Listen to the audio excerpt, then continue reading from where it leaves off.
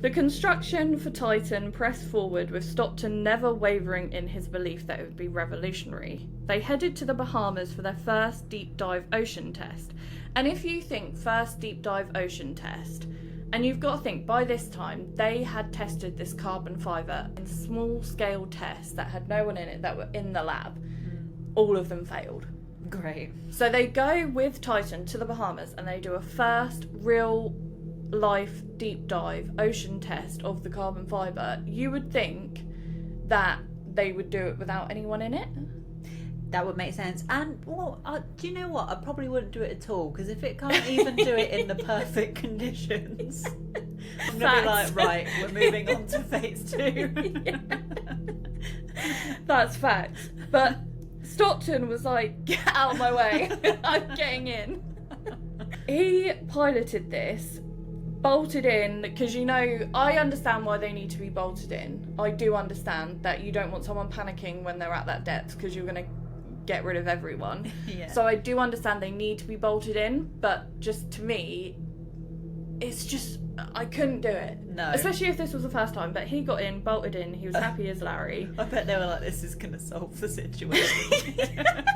Once he's out of the way, we can start working with steel again. Jesus Christ. And yeah, he headed down to the depths of the ocean. So in the hull, they had many microphones, and Stockton was annoyed about this because he didn't want to do this acoustic testing, because the acoustic testing is going to show how the carbon fibre is reacting to pressure, basically. Yeah.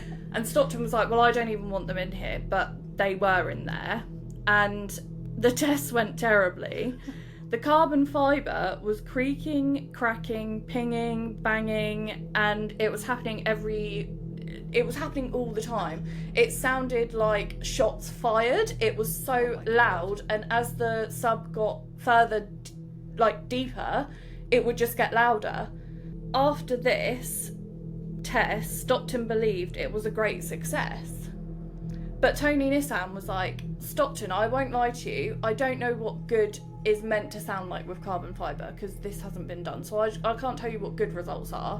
But what I can tell you is this isn't what it looks like. So this hasn't been a good test. This hasn't been a success. But Stockton explained the noises as the carbon fibre seasoning. It's like when a house settles and it cracks. It just needs to season. That is very unsettling.